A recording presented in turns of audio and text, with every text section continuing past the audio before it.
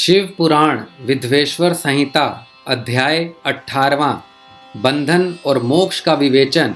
शिव के भस्म धारण का रहस्य। ऋषि बोले, सर्वज्ञों में श्रेष्ठ सूत जी, बंधन और मोक्ष क्या है?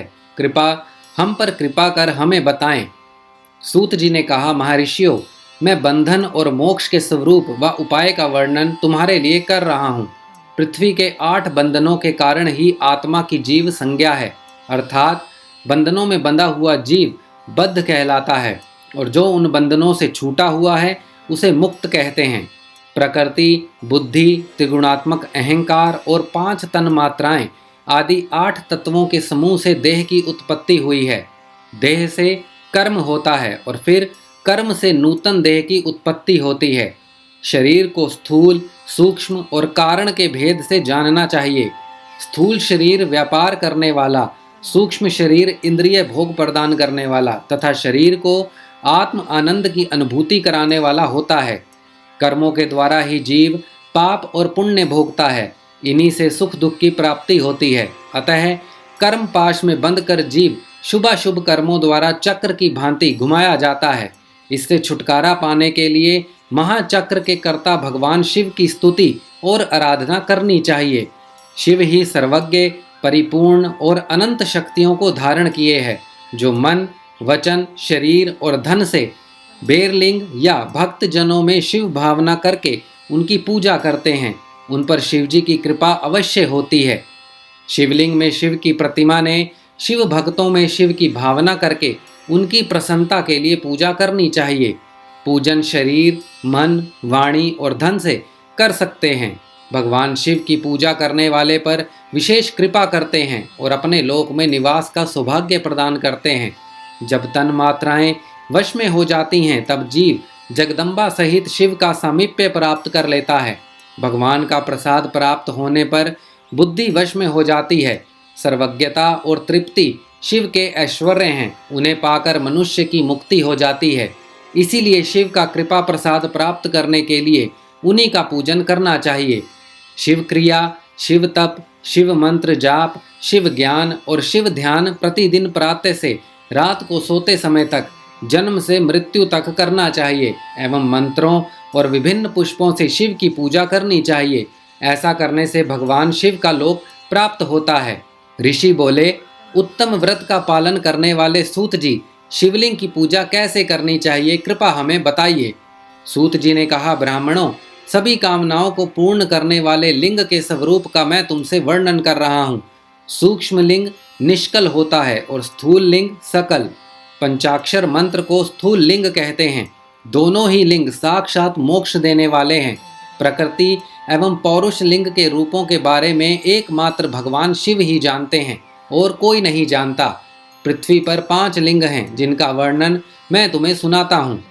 पहला स्वयंभू शिवलिंग, दूसरा बिंदु लिंग, तीसरा प्रतिष्ठित लिंग, चौथा चरलिंग और 5वां गुरुलिंग है।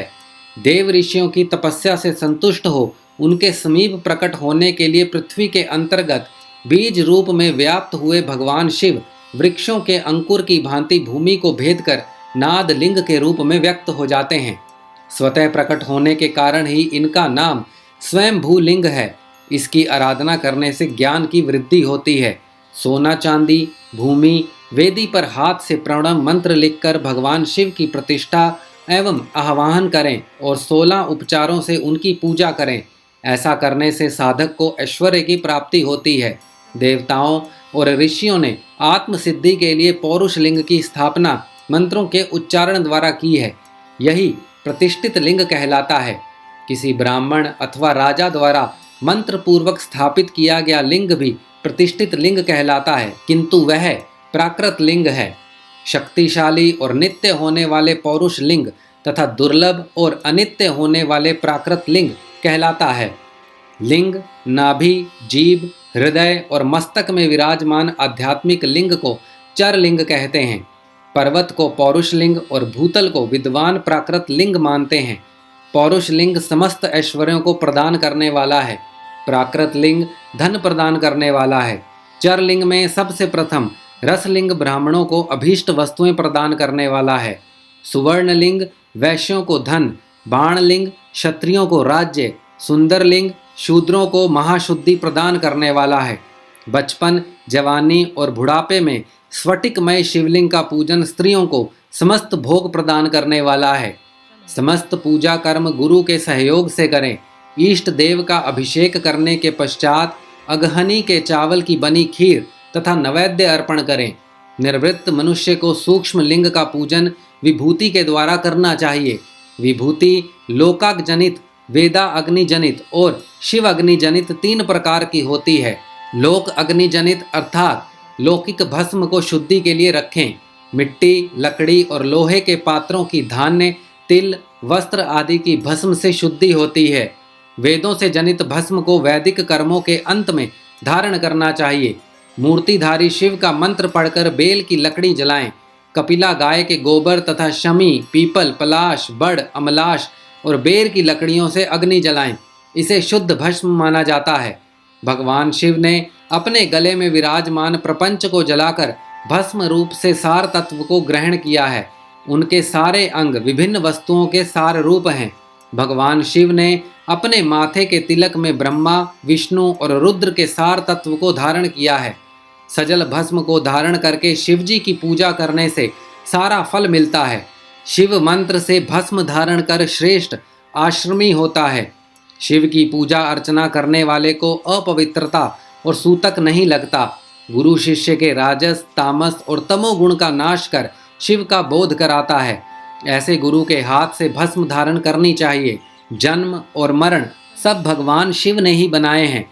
जो इन्हें इनकी सेवा में ही अर्पित कर देता है वह बंधनों से मुक्त हो जाता है।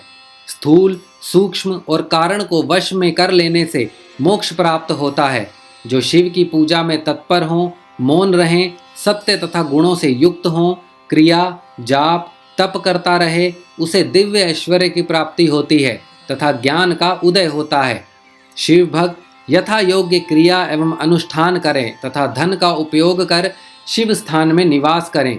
भगवान शिव के महात्म्य का सभी के सामने प्रचार करें। शिव मंत्र के रहस्य को उनके अलावा कोई नहीं जानता, इसीलिए शिवलिंग का नित्य पूजन करें। शिव पुराण विधवेश्वर संहिता अध्याय 18वां समाप्त।